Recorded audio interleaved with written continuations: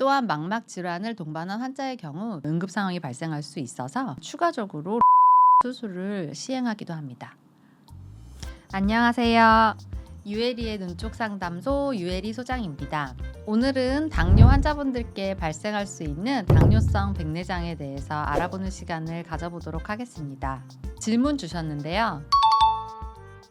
저는 당뇨 환자인데 최근에 백내장 진단을 받았어요. 듣기로는 일반 노안 백내장보다 당뇨로 인한 백내장이 진행 속도가 더 빠르다고 하는데요. 당뇨 백내장의 치료법에 대해서 알려주세요 라는 질문을 주셨습니다.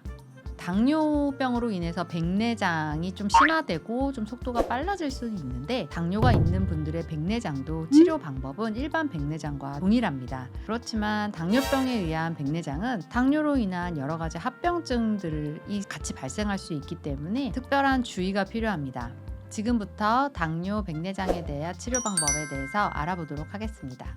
당뇨 환자가 백내장 증상을 보일 경우에는 당뇨 망막병증, 당뇨 황반 변성 등의 망막 혈관 질환을 동반될 가능성이 커집니다. 그렇기 때문에 당뇨가 있다면 백내장 수술 전 정밀 검진은 필수인데요. 제일 중요한 것이 일단은 망막에 이제 많은 혈관들이 있고 말초 혈관이다 보니까 당뇨로 인한 영향을 굉장히 많이 받게 되는 장기인데요. 새로운 신생 혈관들이 많이 생기게 되면서 망막 출혈 등이 발생할 수 있고 황반 부종도 동반될 수가 있습니다. 그렇기 때문에 안저 검사, 형광 안저 촬영, 빛간섭 단층 촬영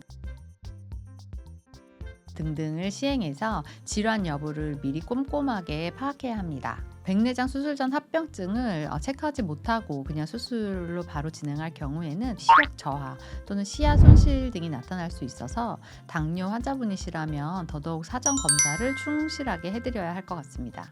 당뇨 환자분들 백내장 수술할 때 또 가장 중요한 부분 중 하나가 인공수정체의 선택 문제인데요. 당뇨 망막병증이 있게 되면 C세포들이라고 하는 세포들이 빛을 받아들이는 능력이 저하되게 되면서 조금 어둡게 보게 되거든요. 다초점 인공수정체 자체가 빛을 나누어 쓰는 구조이다 보니까 조금 어둡게 느껴질 수가 있어요.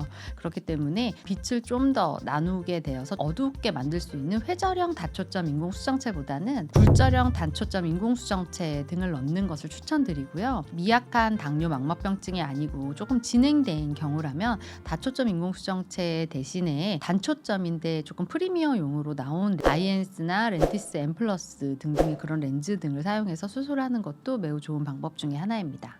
방금 말씀드렸던 프리미엄급의 단초점 렌즈 같은 경우에는 저희가 많이 사용하는 다초점 인공수정체보다는 빛을 나누어 쓰는 정도가 적기 때문에 그렇게 어둡게 보이는 부작용도 좀 적은 것이 장점입니다.